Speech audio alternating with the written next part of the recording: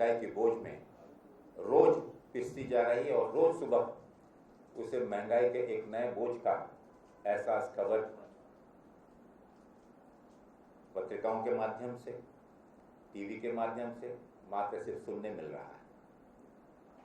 चाहे लोकसभा हो, राज्यसभा हो, सभी राज्यों में होने वाली विधानसभा सत्र हो, हर स्तर पर कांग्रेस के माननीय नेताओं ने इस चीज का एहसास केंद्र सरकार को कराने का प्रयत्न किया। हम और आप अगर देखें तो कुल 13 बिंदुओं में मैं आपको बताना चाहूंगा कि देश का ऐसा कोई भी सेक्टर, ऐसा कोई भी वर्ग अछूता नहीं रहा है इस महंगाई के मार से। अगर हम गौर करें तो पिछले दिनों हम सब ने देखा कि एक भारी किसानों का आंदोलन, अभूतपूर्व आंदोलन, एक ऐतिहासिक आंदोलन केंद्र सरकार की गलत नीतियों के खिलाफ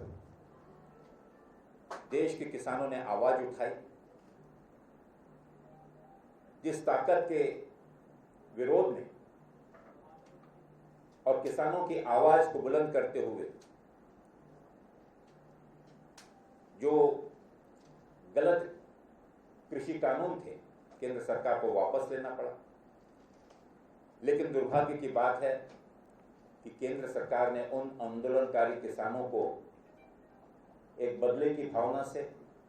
और साथ ही साथ शायद मुझे लगता है कि सबक सिखाने के लिए पिछले दिनों अगर देखें तो कृषि में लगने वाली जो सबसे अहम खाद होती है, रसायन होता है,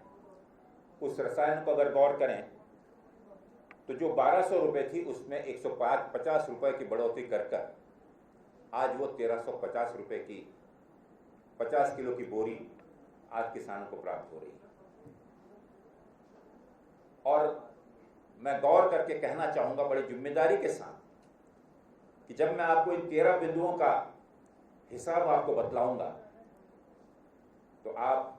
वाकई में हैरान हो जाएंगे कि ये देश की सरकार वाकई में लोगों की भलाई के लिए बनी है या लोगों को लूटने खसोटने के लिए बनी है। और इसलिए मैं तो ये कहूंगा कि ये लूट खसोट वाली सरकार महंगाई के माध्यम से, करों के माध्यम से इस देश की आम जनता को, किसानों को लूट का काम कर रही है। मैं आपके सामने ये वास्तविकता रखने जा रहा हूं जिसमें अगर आप गौर करें तो इस भाजपा ने इस नए साल में एक उपहार के रूप में देश की जनता के सामने 1,25,460.20 करोड़ रुपए का बोझ इस देश की जनता में अतिरिक्त बोझ डाल दिया है। और उसको मैं इन 13 बिंदुओं में आपके सामने पेश करूंगा कि जहां मैंने खाद की बात कही, डीएपी की बात कही, अगर आप देखें तो जो 1200 रुपए की बोरी थी वो 1350 रुपए हो गई। जो एनपीकेएस की 50 किलो की बोरी थी जो कि 1290 रुपए की मिला करती थी, उसमें 110 रुपए का अतिरिक्त बोझ डालकर आज वो 1400 रुपए की हो गई। और इसी प्रकार से आप गौर करें तो अन्य बिंदु पे मैं कहना चाहूंगा कि एलपीजी सिलेंडर, जो आप और हम सब इस चीज को महसूस कर रहे हैं, पिछले दिनों जो एलपीजी सिलेंडर जो बाजार में जिन कीमतों में था और पिछले 8 वर्षों का भाजपा का रिकॉर्ड अगर उठाकर देखें तो इसके माध्यम से 346 रुपए एलपीजी सिलेंडर मात्र में बढ़ाए गए। और अगर इसका हम अनुवादित, अगर इसकी मूल्य, अगर हम इस मूल्य में अगर इसे करें तो देश की जनता के ऊपर इसके माध्यम से अगर आप देखें तो 27,095 करोड़ रुपए का अतिरिक्त बोझ मात्र इस एलपीजी सिलेंडर के भाव वृद्धि के माध्यम से सरकार लूट रही। इसी प्रकार से हम देखें सीएनजी जो कि एक जो भी हमारा टैक्सी ड्राइवर है जो कि डीजल और पेट्रोल नहीं ले सकता और वो सीएनजी के माध्यम से अपनी जीविका चलाता है, अगर आप देखें तो उसमें भी जो बढ़ोतरी की गई है, अगर हम देखें तो 4 रुपये प्रति किलोग्राम की दर से ये बढ़ोतरी की गई है, और उसका अगर हम अनुमानित टोटल करें तो 1400 करोड़ रुपए का अतिरिक्त बोझ उस सामान्य टैक्सी ड्राइवर, ऑटो ड्राइवर, जो किसान अपना डीजल इंजन चलाते हैं, उन पर ये अतिरिक्त बोझ की मार पड़ी हुई। और उसी प्रकार से पीएनजी, मैं संक्षिप्त में बता रहा हूँ, विस्तारित इस सभी मुद्दों के ऊपर में सभी जो आंकड़े हैं, उन आंकड़ों को मैं आपके सामने रख रहा हूँ कि अगर देखें तो सिर्फ पीएनजी के माध्यम से जो भाव वृद्धि पिछले दिनों में 6 रुपये प्रति स्टैंडर्ड क्यूबिक मीटर की हुई है, उसके माध्यम से 961.20 करोड़ का अतिरिक्त बोझ उन सामान्य जो स्वयं रोजगार के व्यवसाय में हैं उनके ऊपर में डाला गया है। टोल टैक्स चारों तरफ अगर आप देखें, अगर आप भ्रमण के लिए जा रहे हैं, गाड़ी से अपने गाड़ी से जा रहे हैं, तो टोल टैक्स जो कि सामान्य रूप से देश की जनता ने स्वीकार किया था, लेकिन अगर आप देखेंगे तो आज बिना किसी इसके 18% की वृद्धि के साथ 6120 करोड़ रुपए का अतिरिक्त बोझ मात्र टोल टैक्स के माध्यम से अतिरिक्त वसूल किया जा रहा है। और साथ ही साथ एक आम सामान्य आदमी होता है, हर व्यक्ति अपने स्वास्थ्य के प्रति आज चिंतित है, और विशेष रूप से पिछले दिनों में जो विश्वव्यापी कोरोना महामारी से पूरा आज विश्व ग्रस्त रहा, जिसमें हमारा देश और राजस्थान भी अछूता नहीं है, और एक सामान्य नागरिक अपनी दवा दारू के माध्यम से जो दैनंदिन दवाएं लेता है, मैं आपके नज़र में लाना चाहूँगा कि पिछले दिनों जो सामान्य दवाइयों पे टैक्स जो है वह भी 10.76% की दर से उसमें भी वृद्धि कर लगा दिया गया है। और इन सामान्य लोग जीवन में, लोगों दैनंदिन जीवन में लगने वाली दवाइयाँ हैं, सामान्य दवाइयाँ, इस प्रकार की करीबन 800 ऐसी दवाइयाँ हैं जो कि सामान्य व्यक्ति को स्वास्थ्य के लिए अनिवार्य हैं, लगती रहती हैं। उस पर अगर हम देखें तो इस 10.76% के दाम से गरीब जनता के ऊपर में 10,000 करोड़ का अतिरिक्त बोझ यह सरकार, केंद्र सरकार डालने जा रही है। आप और हम सब इस चीज़ को भली भांति जानते हैं कि हर एक मनुष्य अपने जीवन में एक कल्पना करता है कि उसका एक घर हो,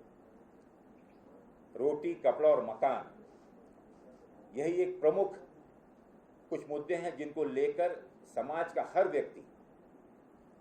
अपने परिवार को सुख और संपन्न देखना चाहता है। उसका सपना होता है कि उसका एक अपना घर। उस पर भी मैं कहना चाहूँगी सरकार की नज़र से वो भी नहीं छूटे। और जो सामान्य आदमी घर का एक सपना देख रहा था, अगर आप देखें तो आज जिस कदर लोहा, सीमेंट, रेती, हर चीज़ों के जो दाम बढ़े हुए हैं, लोहा जहाँ का अगर आप देखें तो 35 रुपये से लेकर 90 रुपये तक की बढ़ोतरी लोहे में हुई है। सीताराम जी यहाँ बैठे हुए हैं, लोहे के बारे में और अच्छे से बता पाएंगे। सीमेंट के बैग अगर आप देखें तो 100 रुपये से ज़्यादा की वृद्धि उसमें हुई है। एक कार्टेल बना हुआ है, सरकार अपने उसके तरफ नज़रअंदाज किए हुए है। तो एक सामान्य आदमी अगर अपनी छत बनाना चाहे, अगर एक सामान्य आदमी एक सपना देख रहा हो अपना घर बनाने का, एक तरफ महंगाई की मार है, बचत पूरी खत्म है, नोटबंदी के माध्यम से जो थोड़ी बहुत बचत थी वो भी सरकार ने अपने कब्जे में ले ली, उसके लिए भी दुभर हो गया कि आज उसको अगर अपने परिवार के लिए छत बनानी है तो उसके लिए भी मुश्किल हो गया, वो भी एक सपना बनकर रह गया। साथ ही साथ कई लोग ये अपेक्षा करते थे कि होम लोन, घर बनाने के लिए कर्ज लेकर अपना घर बनाने का सपना, घर खरीदने का सपना पूरा करते थे। अगर आप गौर करें तो पिछले दिनों 1.5 लाख का अतिरिक्त ब्याज, अतिरिक्त कर होम लोन के ऊपर भी लगाया गया था, और उसके बदले में जो कटौती मिला करती थी उस कटौती को भी कम कर दिया गया, उसे भी खत्म कर दिया गया। कुल मिलाकर अगर आप देखें तो घर का सपना चाहे खरीदी के माध्यम से हो, स्वयं के पैसे से हो, कर्ज लेकर हो, हर तरफ से कहीं से भी उसको किसी प्रकार से बचने का मौका नहीं मिलेगा। इस प्रकार का करों के माध्यम से, महंगाई के माध्यम से पूर्ण रूप से उसे घेर लिया गया है। एक आम आदमी, नौकरी पेशा आदमी हमेशा स्वप्न देखता था कि पीपीएफ में अगर पैसा वो डाल दे तो उसकी वृद्धावस्था में या घर के ऊपर में कल जाकर कोई अगर इमरजेंसी आए तो ऐसे अवसर पर उसे निश्चित होता था कि उस पर उसे जो ब्याज मिल रहा है उसके आधार पर कम से कम अपनी वृद्धावस्था में वो अपना गुजारा कर सके, अपने बाल बच्चों पर बहुत ज़्यादा अवलंबित ना हो। लेकिन दुर्भाग्य की बात है कि उसमें भी जो ब्याज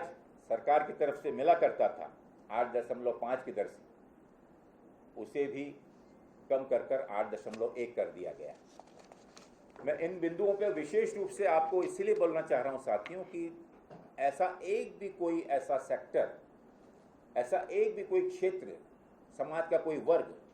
अछूता नहीं रहा जो कि इस महंगाई के मार से बचा हो या बचने की कोई संभावना।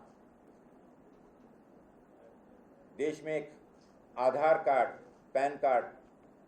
सभी जगह लोगों को कंपलसरी कर दिया गया।